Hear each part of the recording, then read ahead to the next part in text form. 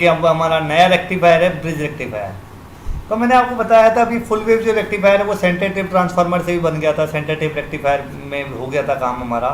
पर हम क्यों ब्रिज रेक्टिफायर लाए फिर मार्केट में? क्योंकि नॉर्मली क्या होता है, सेंटर टेप जो ट्रांसफार्मर होता है वो बहुत कॉस्टली होता है।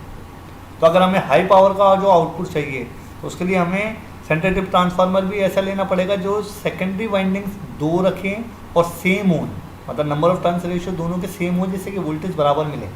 12-0-12 तो जो सेकेंडरी वाइंडिंग है उसमें भी क्या है, उसके अंदर खुद दो वाइंडिंग होती है और दोनों वाइंडिंगों में टर्न रेशियो बराबर होता है, जिससे कि इक्वल वोल्टेज मिले। पर ये कॉस्टली होता है, तो इसलिए हम नॉर्मली सेंटर टेप रेक्टिफायर को प्रेफर नहीं करते। तो फिर हम क्या करें, फुल वेव रेक्टिफायर कैसे डिजाइन करें, क्योंकि हाफ वेव की तो एफिशिएंसी 40% ही है। तो फिर कॉन्सेप्ट आया ब्रिज रेक्टिफायर। तो ब्रिज रेक्टिफायर में जो 4 डायोड्स हैं उनसे मिलके हम ब्रिज बनाते हैं, D1 D2 D3 D4। तो ये क्लोज लूप बन गया है ब्रिज रेक्टिफायर में। इसमें क्या होते हैं, 2 डायोड, और ब्रिज इस तरीके से बना हुआ है कि 2 डायोड पॉजिटिव साइकिल में काम करेंगे और 2 डायोड नेगेटिव साइकिल में काम करेंगे। ठीक है, तो इसका फायदा सबसे बड़ा क्या हुआ, एक तो सेंटर टेप ट्रांसफार्मर की जरूरत नहीं पड़ी, तो साइज भी घट गया, नहीं तो वो है, और दूसरा कॉस्ट भी घट गई। और इसमें जो लोड कनेक्ट होता है वो ब्रिज की एक डायगोनल में, मतलब एक विकर्ण में कनेक्ट होगा, और जो इनपुट अप्लाई होता है वो दूसरी डायगोनल में अप्लाई होगा। ठीक है, फुल वेव रेक्टिफायर्स। तो हमने देखा कि इसमें 4 डायोड चाहिए, सेंटर टेप में 2 चाहिए थे, इसमें 4 चाहिए, हाफ वेव में 1 चाहिए था। ठीक है, तो हमने एक अप्लाई करा फुल वेव रेक्टिफायर में, हमने AC अप्लाई करा और हमें आउटपुट मिला दोनों साइकिलों के लिए, पॉजिटिव और नेगेटिव के लिए यूनिडायरेक्शनल, पर हमें आउटपुट दोनों साइकिलों में मिल रहा है। हाफ वेव में एक साइकिल में आउटपुट नहीं मिला था, फुल वेव में दोनों साइकिलों में आउटपुट मिला। सेम कॉन्सेप्ट यहाँ है, पर सर्किट अलग हो गया है। चलते हैं हम, तो हम अगर ब्रिज रेक्टिफायर का डायग्राम देखें, सर्किट देखें हम, तो ब्रिज रेक्टिफायर का सर्किट हमारा ये कहता है कि इसके 3 पार्ट है नॉर्मली। पहला पार्ट क्या है, स्टेप डाउन ट्रांसफार्मर, जो कि मैंने बताया कि जब हमारा इनपुट वोल्टेज प्राइमरी पे अप्लाई होता है वो बहुत ज़्यादा होता है, डायोड नहीं झेल सकता इतना वोल्टेज, तो उसको कम करना पड़ता है। जैसे हमें मोबाइल का चार्जर है, नॉर्मली 3.5 वोल्ट 3.75 वोल्ट पे चलता है, हमारे घर में सप्लाई 220 वोल्ट आ रही है, तो 220 वोल्ट पे तो DC बनाएंगे नहीं हम, और डायोड झेलेगा भी नहीं, तो उसको लोअर करना पड़ता है। तो इसके लिए हमें स्टेप डाउन ट्रांसफार्मर की जरूरत होती है। एक लोअर जिससे कि हम आउटपुट लेंगे, और 4 डायोड जिससे कि ब्रिज बनता है, जो काम क्या करेंगे, एक बाई डायरेक्शनल वेव को किस में कन्वर्ट करते हैं, वो यूनिडायरेक्शनल। ठीक है, तो हमने कंस्ट्रक्शन देखा, इसमें एक हाई वोल्टेज अप्लाइड हो रहा है, कहाँ, प्राइमरी साइड पे, जो कि मैंने एरो से बता रखा है।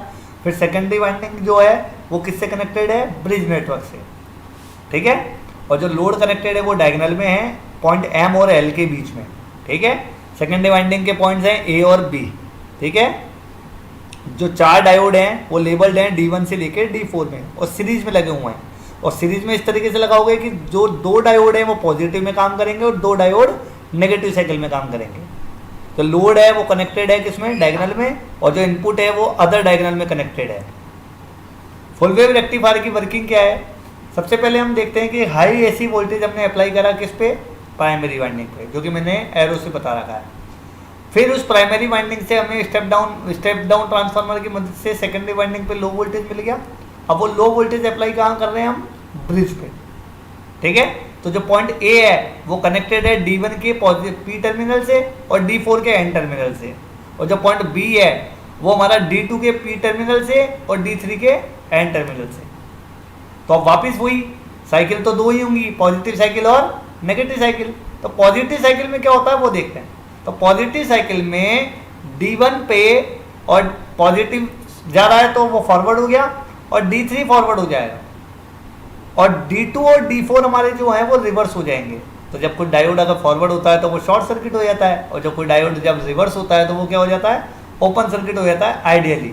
पर अगर प्रैक्टिकली है तो वो रिवर्स में तो ओपन रहेगा, पर फॉरवर्ड में वो थोड़ा सा रेजिस्टेंस प्रोवाइड कराता है, जिसे कहते हैं हम RF। ठीक है, अब हमारे D1 और D3 की वजह से करंट फ्लो होगी। करंट का रास्ता क्या होगा, A से निकलेगी, D1 में जाएगी, D1 शॉर्ट हो चुका है, फिर लोड में जाएगी, लोड से फिर निकल के D3 में जाएगी, और फिर पॉइंट B पे आ जाएगी। तो ऐसे करने से क्या होगा, मैंने अभी बताया था कि करंट एंटर कर दिया तो पहला टर्मिनल पॉजिटिव, तो लोड का पहला टर्मिनल M पॉजिटिव बनेगा, एल नेगेटिव बनेगा, और जो आउटपुट आएगा वो आएगा पॉजिटिव साइकिल।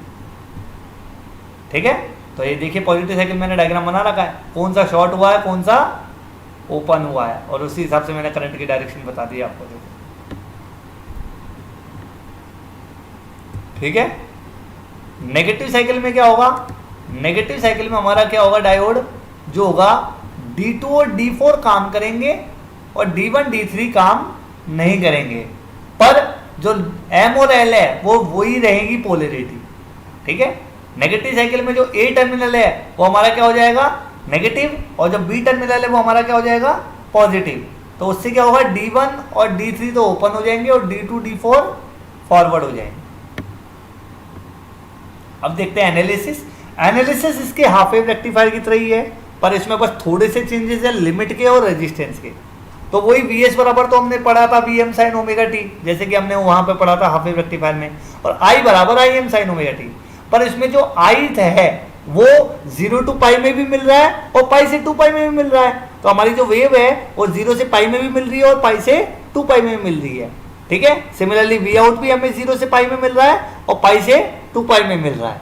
ठीक है, तो करंट नेगेटिव साइकिल के लिए भी फ्लो हो रही है और करंट पॉजिटिव साइकिल के लिए भी फ्लो हो रही है। अब मैक्सिमम वैल्यू क्या होती है, अभी ओम्स लॉ क्या कहता है, total voltage upon total resistance.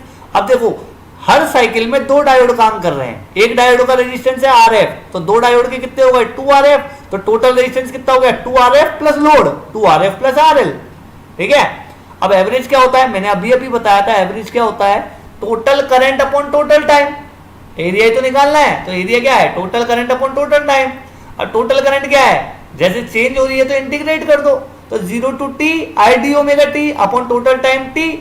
ठीक है, अगर हम वेव को देखें तो इसका टाइम पीरियड कितना है अब पाई, तो टाइम पीरियड तो इंटीग्रेशन कर दिया 0 से pi I M sine omega T, और अपॉन में टोटल टाइम कितना आ गया पाई माइनस 0 पाई। इसको अगर हम सॉल्व करेंगे तो हमारा आएगा 2Im by pi, right.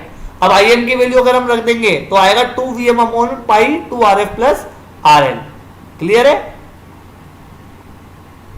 RMS current, RMS मैंने क्या बताया था, पहले करंट का स्क्वायर लो, फिर उसका एवरेज लो, फिर उसका क्या लो रूट लो। तो पहले करंट का स्क्वायर करा तो Im square sine square omega T, average लेंगे तो क्या करेंगे इंटीग्रेट कर देंगे इसको कितने से 0 से पाई से अपॉन टोटल टाइम, तो एवरेज आ गया, और उसका क्या ले लिया हमने रूट, तो रूट में आंसर क्या आ गया Im बाय रूट 2। अब आउटपुट डीसी पावर क्या होती है, जब हमारी एवरेज डीसी आ गई तो उसका स्क्वायर करके लोड से मल्टीप्लाई कर दो आई स्क्वायर आर का फॉर्मूले से, तो I DC square into R L, I DC हम निकाल ही चुके हैं 2Im by pi into R L कर दिया, तो आ गया आंसर। आउटपुट एसी पावर क्या होती है आरएमएस का square into two R F plus R L, तो हमारा आरएमएस वैल्यू भी आ गई, आउटपुट एसी पावर भी आ गया। अब एफिशिएंसी क्या होती है output DC power upon output AC power, तो उससे एफिशिएंसी जो आई है वो 81.2% आई है। हाफ वेव रेक्टिफायर में 40.6% आई थी, मतलब यहाँ पर हमें फायदा हुआ, हमने बहुत ज्यादा ट्रांसफार्मर को यूटिलाइज करा, हमने जो गिवन इनपुट था उसमें 80% हमने डीसी निकाल ली है। फॉर्म फैक्टर क्या होता है, फॉर्म फैक्टर में भी हमने पढ़ा क्या होता है I R M S upon I average, ऐसे पी फैक्टर क्या होता है I M upon I R M S. फिर जब फॉर्म फैक्टर आ गया पी फैक्टर आ गया तो रिपल फैक्टर भी निकल जाएगा, रिपल फैक्टर क्या होता है फॉर्म फैक्टर का स्क्वायर माइनस 1, तो इस तरीके से हमारा क्या निकल गया रिपल फैक्टर भी निकल गया। ठीक है, थैंक यू। अब हम वीडियो देखते हैं।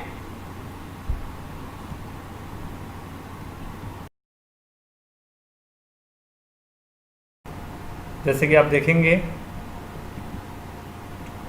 कि जो फुल वेव रेक्टिफायर है हमारा सेंटर टेप, जिसमें अगर पॉजिटिव साइकिल आती है तो आप देखिए करंट का डायरेक्शन कैसा है। करंट पॉजिटिव साइकिल में देखिए ऊपर का टर्मिनल पॉजिटिव नीचे का टर्मिनल नेगेटिव बना हुआ है, तो D2 हमारा ओपन हो गया है और D1 हमारा शॉर्ट है, तो करंट जो बह रही है वो बह रही है हमारी सेकेंडरी वाइंडिंग से D1 से शॉर्ट होते हुए RL में निकल गई। तो RL का जो ऊपर का टर्मिनल है वो पॉजिटिव है और नीचे का टर्मिनल नेगेटिव है। अब आगे चलते हैं नेगेटिव साइकिल के लिए। नेगेटिव में देखिए नेगेटिव साइकिल में ऊपर का टर्मिनल नेगेटिव बना है, नीचे का टर्मिनल पॉजिटिव, तो जो टर्मिनल D2 के थ्रू करंट जा रही है अब देखिए, तो हम दोनों केसेज में देखिए RL का पोलैरिटी सेम है, इसलिए हमारी जो वेव फॉर्म है वो एक ही डायरेक्शन में आती है। चलते हैं आगे ब्रिज रेक्टिफायर की तरफ। ब्रिज रेक्टिफायर में भी हमारा यही होगा नॉर्मली कि हमारे जो 4 डायोड बने हुए हैं,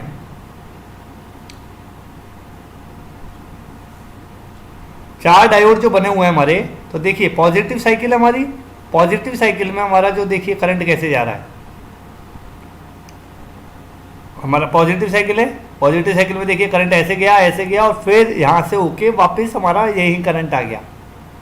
और अगर हम वापस देखते हैं पॉजिटिव साइकिल को, देखिए पॉजिटिव साइकिल में करंट हमारा नीचे आएगा और फिर ये गया, ये फॉरवर्ड हुआ, ये करंट गया लोड के थ्रू और ये करंट आ गया। और नेगेटिव साइकिल अगर हम देखें,